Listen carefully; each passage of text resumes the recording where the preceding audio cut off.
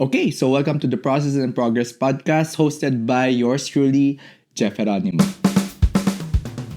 Okay, so our topic for this episode is very interesting because I firmly believe that we need this in our lives, and also if we want to pursue something, we need this one. Kasi I really rely on this kind of practice para at least ma-improve ko yung sarili ko. At the same time, hindi ako bulag or alam ko yung papasukan ko whenever I want to do something. So, hindi siya yung alam na alam, but I have grasp or I have a glimpse of what battlefield that I want to be into. So our topic for this episode is why mentorship is important. Story time. So over the past few years of working and also studying and doing creative stuff, I rely on this mentorship kasi aaminin ko sa sarili ko, hindi ko alam lahat. So I asked multiple key persons na nakikilala ko along the way. Kung pwede ko ba sila maging mentor or pwede ko bang makuha yung mga practices nila na pwede kong magamit along the way in my creative journey. So, I will share to you this 7 things that I see bakit importante yung mentorship sa buhay natin and why you need one too. So, let's jump right into it. First thing on our list is mentors help you clarify your goals. There are times na, I don't know if you're like me, na there are times na kapag may gusto ang gawin na ang dami, no? Gusto ko ganito, gusto ko ganyan. Napanood ko tong ginagawa nito na ginagawa ng personality na to. Gusto ko rin siyang gawin. But there are times na hindi sapat yung 24 hours sa buhay natin. That's the reason why our mentors usually clarifies things for us. Ano ba yung goal natin? Minsan tatanungin pa nila tayo, baka naman na-excite ka lang or baka you're in the verge of emotion. And one big thing that I've learned from Ninong Anvi is that wag akong gagawa ng desisyon kapag nasa peak ako ng emotion ko. Because there are times na bad decisions yung magagawa ko. So if you have mentors in your life, especially in content creation or kung ano man yung mga industry na nasaan kayo ngayon, your mentors will or your mentor will clarify your goals. Usually, kapag ka na-overwhelm ka na sa mga nangyayari or ang dami ng opportunity na dumadating. Actually guys, those opportunities sometimes burns you out. Kasi, di ba, pagka tanggap ka lang ng tanggap, hanggang sa magulat ka na pagdating ng deliverables date or kapag ginagawa mo na yung mga deliverables, magulat ka, hala, overwhelming pala tong pinasok ko. So there are times na we need to clarify our goals and our mentors will help us in doing those things. Especially ako, madali akong ma-attract sa mga ideas. And sometimes my wife is my mentor as well or my checker kasi or accountability partner kasi there are times na sabihin niya, oh Jeff, you're too fast right now or is it aligned to your goals right now or this year ito ba yung kasama ba to sa goal mo, sa objectives mo. So those mentors is your third party or your checker, your auditor for yourself na ma-align ulit dun sa gusto mo bang gawin. Ano ba yung gusto mong gawin? Kasi at the end of the day, hindi lahat pwede nating kunin kasi hindi sapat yung oras natin. So learn to choose your battles. Learn to control yourself in terms of getting opportunities. And if you think that hindi mo siya kayang gawin, then a mentor can help you out. So that's our first thing on this podcast. Our mentors can clarify our goals for us, lalo kung na-overwhelm na tayo sa buhay-buhay. Second on our list is it tells you what lies ahead of you. I've mentioned earlier na I need mentors because I really want to check yung battlefield na papasukan ko. So there are times na sobrang overwhelming kapag bago yung pupuntahan mo and nakakatakot din, no? Kasi the same time, di mo alam kung ano yung kilos mo, ano yung gagawin mo in this kind of situation, and your mentor will tell you kung ano yung mga pwedeng gawin mo during those times kapag hindi mo alam yung kung ano yung nasa future or nasa industry na papasukan mo. And it really helps us in minimizing our errors. It doesn't mean na kapag may mentor ka, wala ka ng error na makukuha or magagawa. But it minimizes your error and makes you more efficient and effective in doing things, no? Kasi if you have mentors that will guide you, that will light up your path during those journey, especially in my journey sa creative industry, I really ask my mentors, ano ba yung papasukan ko, ano ba yung ini-expect ko for this kind of path. In terms of directing, for example, my mentor is Direct Paulo Ruiz, and he teaches me some things na hindi ko mababasa sa libro agad-agad or hindi available sa internet agad-agad. Those are some soft skills na it makes sense na kailangan ko pala along the way kapag nagdi-directing ako. And those things na tinuturo sa akin ni Direct Paulo is na-apply ko siya, and nagugulat na lang ako na when I enter those kind of shoots, those kinds of productions, ganito pala yung sinasabi niya. Now, alam ko kung paano ako gagalaw. And it really helps you to be more confident in doing your actions rather than pagpasok mo, hindi mo alam, overwhelmed ka na, stressed ka na, and you are really like messed up in your decision making.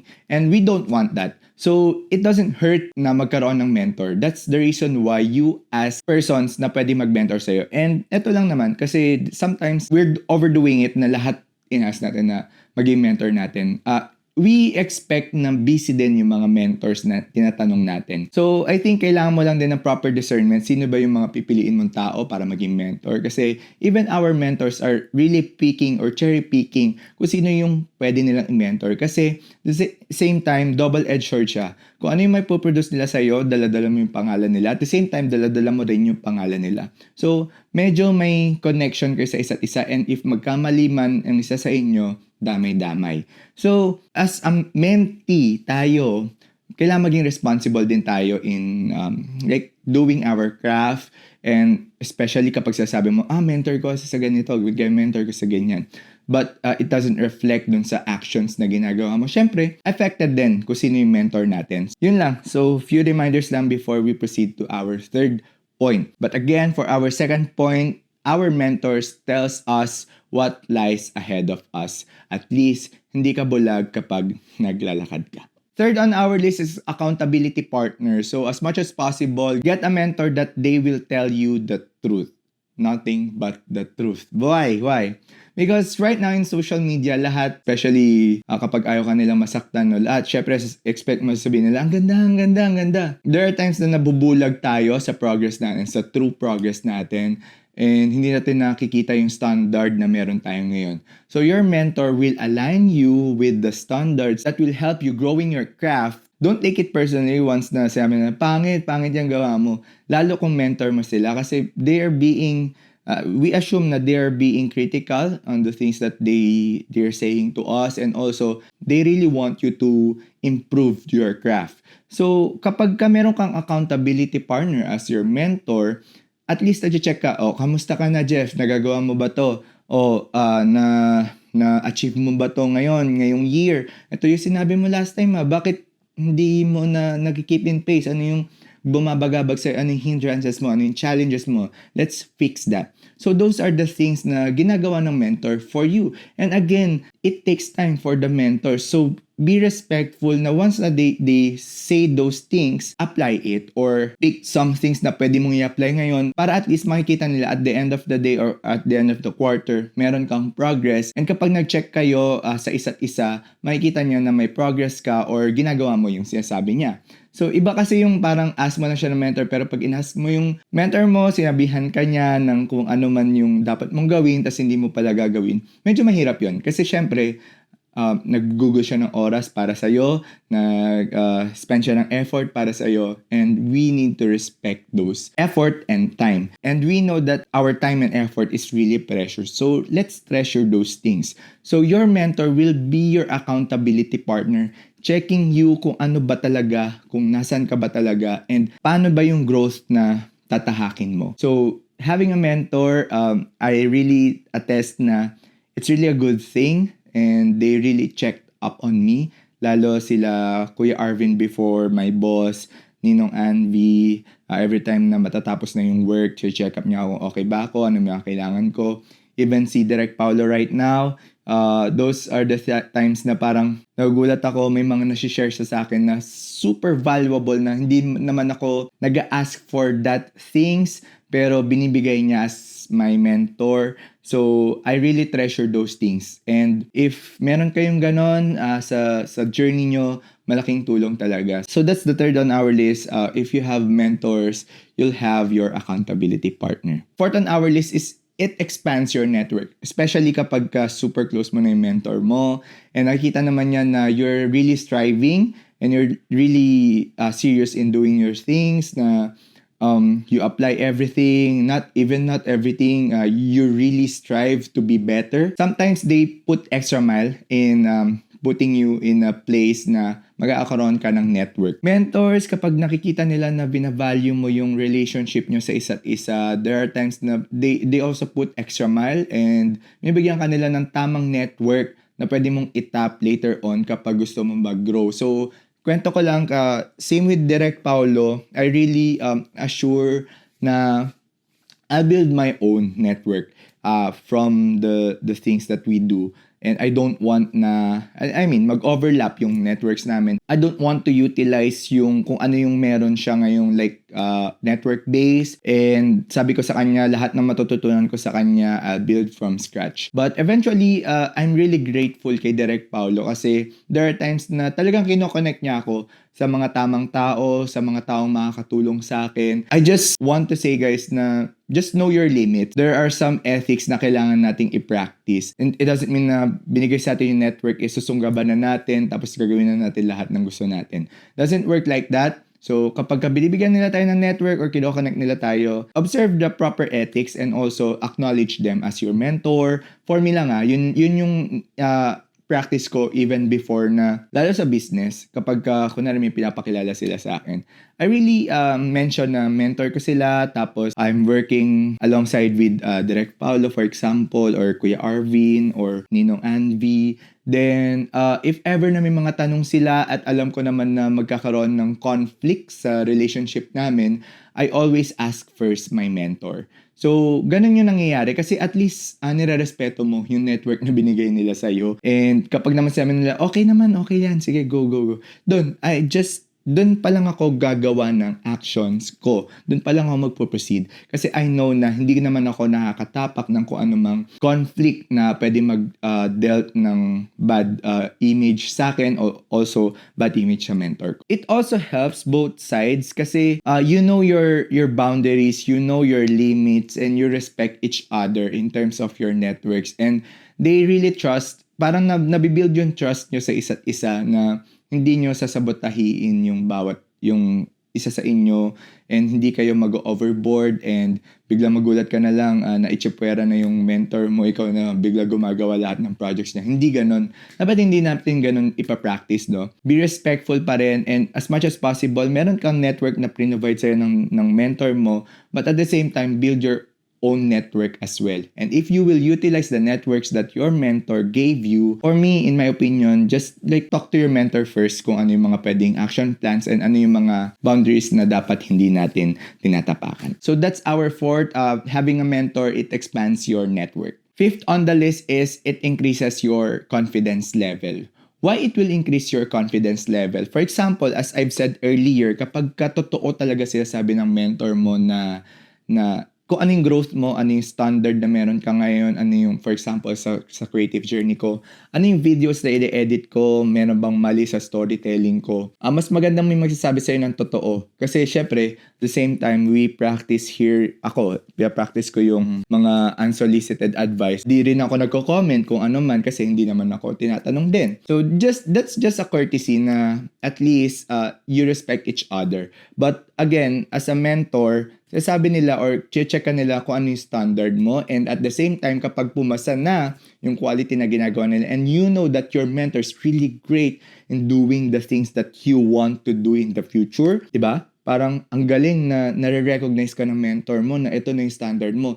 And when you do your craft, you do your own craft, if you have your own client na, if you have your own business na, you have your own projects na, if you're doing your craft na nun and na-validate ka na ng mentor mo, it increases, it boosts your confidence level, di ba?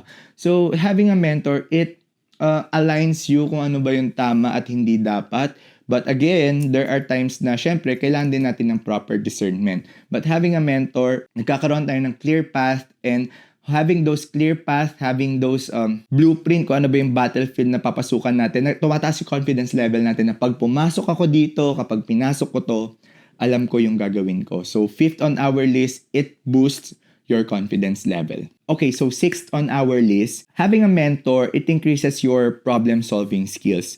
Bakit? Bakit kaya na i-increase yung problem-solving skills natin? Have you ever experienced solving a problem on your own? Diba minsan parang hirap, no? Ang hirap isolve ng problema mag-isa. But pag meron kang kabatuhan ng idea, but meron kang mako-consult about your problem, and you trust that person very well, nagkakaroon ka ng other light, or you see your problem in a different light, na nagkakaroon ka ng wider view kapag isa-solve mo na yung problem na yun.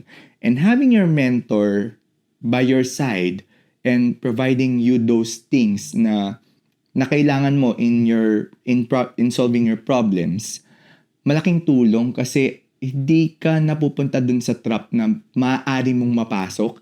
Nagkakaroon ka ng visibility kung ano ba yung mga pwedeng mangyari kapag ginawa mo to, kapag ginawa mo tong plan B, pag ginawa mo tong plan. So at least, mentors, minimize niya yung mga mistake na pwede mong gawin. It doesn't read 100% your mistakes, but it improves your problem solving. So having your mentors by your side kapag may problema ka, and you can consult them anytime. Again, just respect their time and schedules. You can consult them, tama ba itong gagawin ko? Medyo hindi ako aware sa mga papasukin ko. It increases your visibility kung ano ba yung dapat gawin. At the same time, meron lang din caveat dito, no, kapag you're asking something for your mentor in terms of your problem solving. Wag naman lahat na dapat maging spoon-fed tayo, na lahat na lang ng problema natin tatanong natin sa kanila. Again, let's prove to our mentors na kaya rin natin na based on dun sa mga tinuturo niya sa atin, those problems, see it as your practical exam na, okay, dito ko ma-apply yung mga tinuro niya sa akin. And again, it increases your problem solving kasi meron ka ng knowledge or meron ka ng background on the things that you will encounter, and it improves your vision kung paano mo ba isosolve yung problem na yun.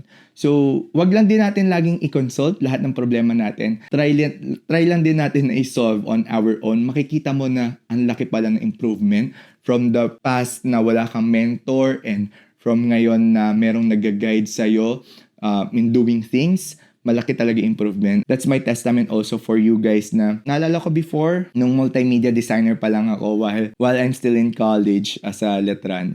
Kuya Arvin, which is my Sir Arvin before, talagang ginaid niya ako. Kasi that time parang gusto kong gumawa ng ganito, gusto ko pumasok ng ganito, gusto kong gumawa ng app that time. But he checks on me na, pasok pa ba? Kaya pa ba ng time? Marami ba tayong time? And kapag ginawa mo to, 3 things. Mahilig siya sa 3 things. Ito yung mangyayari. Ito, ganito, ganyan. So, I think it improves my problem solving that time na alam ko pag may dumating na problema sa akin, I know how to filter things, I know how to plot those 3 things na magiging essential sa akin and magiging cons sa gagawin ko.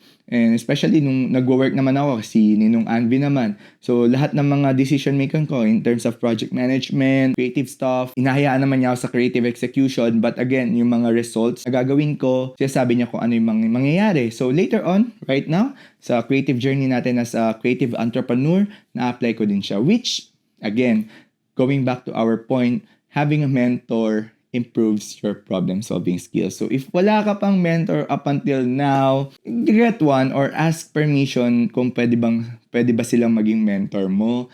And I think yung mga mentor naman sa atin dito is very generous, and just be discerning lang kung ano yung tama at yung mga ipipick mong skills and knowledge from them as well. Kasi at least, alam mo rin sa sarili mo ano ba yung mga fit para sa'yo. Kasi we are not made equal. Maybe sa kanya madali ito, sa atin mahirap. be discerning din sa mga dapat nating i-pick up and be truthful din sa kanila na, sir or mentor, eto medyo hindi applicable sa akin. Can I do this instead? So yun lang naman. Again, proper communication, no? Sinabi na natin yan sa mga previous podcast natin, how important communication is. So if you have a mentor, communication is important as well. So 7 on our list is your mentor is your personal guide. Just imagine your mentor is your map na binibigyan ka niya ng tamang blueprint ng pupuntahan mo, lalakaran mo na they will guide you kung ano ba yung tama at hindi dapat. Again, it lies on us kung susundin natin sila or hindi. Again, that's what I'm saying kanina pa na be respectful lang sa mentor natin dahil again, either they're doing it for free or they're doing it paid. Maging respectful pa rin tayo kung susundin ba natin or hindi ba natin susundin, or respectful tayo sa time nila. Ang nakikita ko dito is nagbe-benefit tayo more than them, no? Nakukuha natin yung the way how they solve things, the way how they practice things, the way how they do their craft. For me, it's like 70-30% benefit. They are not required to answer all the things that we are saying or we are asking to them. So, kailangan natin maging respectful kasi once na sinagot nila tayo, treasure that. Just think of it, no? Having your personal guide in your life, in your journey, makes a big difference. Knowing the things that you need to do even before pa siya dumating. Knowing the things that you can do even before mo pa siya ma-experience. Malaking tulong yun, ha? Hindi lahat merong ganun. Hindi lahat nagkakaroon ng ganun. So, hindi lahat default na merong mentors. So, if you have your mentor right now, cherish it, value it, say things to them na you're grateful. Be grateful that you have your mentors.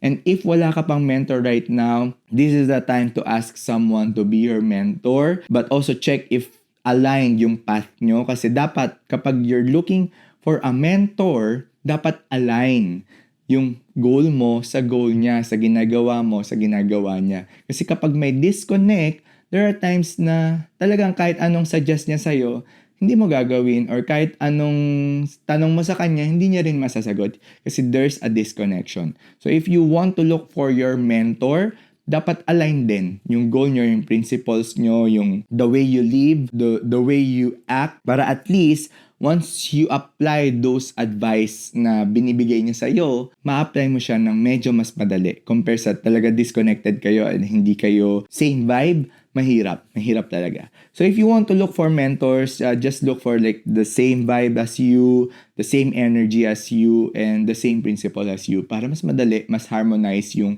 usapan nyo. So recap lang tayo, having a mentor, why mentorship is important. First thing on our list, it really clarifies your goal.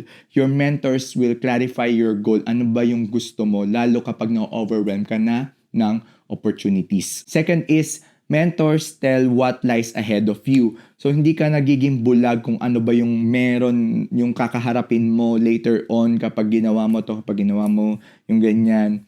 At least, meron nag-guide sa'yo, meron nagsasabi sa'yo, ano yung haharapin mo kapag ginawa mo tong decision na ito.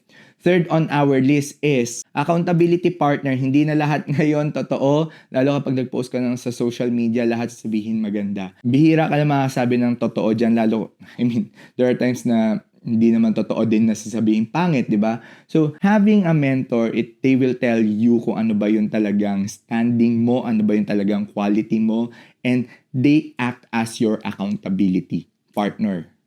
Fourth on our list is your mentor expands your network. So, mahirap na, ito lang alam mo, no? Ito lang yung circle mo. So, if you have your mentor, there are times na kapag nakita niya talaga na eager ka sa gusto mong gawin, na you're eager to learn, you're continuously growing, there are times na makikita niya yung potential mo and bibigyan ka niya ng network na makakatulong din sa'yo. So, it really expands your network. Tip number 5, mentors raise your confidence level. So there are times na kapag hindi mo alam yung gagawin mo, mababa yung moral mo. Kasi medyo nervous ka, medyo anxious ka sa mga actions na ginagawa mo during those challenging times.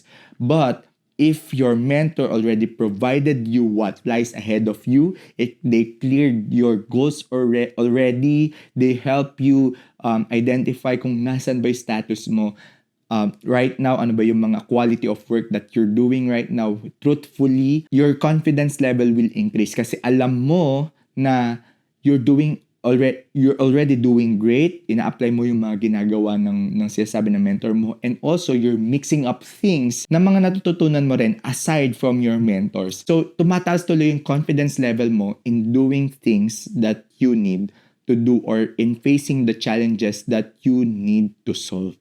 So, sixth on our list, which is related to this one, is mentors improves your problem-solving skills.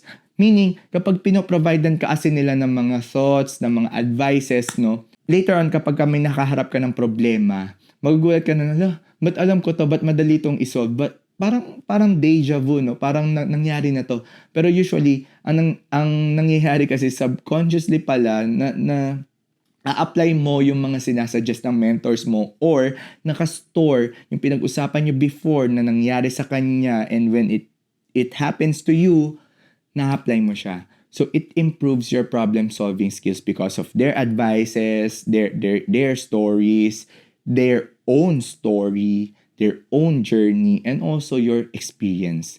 Then, 7 on our list, which is our last part, is your mentor is your personal guide. Meaning, andyan sila para sa'yo, para i-guide ka sa journey mo. But again, my reminder to you is be respectful and be mindful, guys, in asking things to your mentor. Kasi again, their time is precious, their efforts are precious. Okay? So, kailangan kapag nag-ask ka sa kanila, ask mo na in a concise manner, or kapag may sinabi sila, just let them know kung ma-apply mo ba siya or hindi siya applicable. Be grateful in everything that they do for you kasi again, kung free man yan na ginagawa niya sa'yo, it always takes time, and time is precious. So, even your mentor is your personal guide, again, be respectful pa rin and don't go overboard, and know your limits, know your boundaries. So that's all for this episode. I hope na may natutunan kayo, may na-pick up kayo about mentorship, and I hope na hindi kayo na-overwhelm. There are times na syempre kailangan natin, na-feel natin na parang walang nagtuturo sa atin, no? Those are the times na kailangan mo talaga maghanap ng mentorship. So again, this is Jeff Geronimo. This is the Process and Progress podcast. I hope you learned something today. And if you want to learn more about our progress, everyone's progress, other creatives' progress, don't forget to click that follow button here on Spotify. And if you're watching currently right now in our video podcast here on our YouTube channel, don't forget to click the like and share button. And if you really want to get notified kapag nag-upload tayo ng new video podcast, click that subscribe button. So, that's all for today, guys. This is Jeff Geronimo signing out. Peace yo. See you on our next one.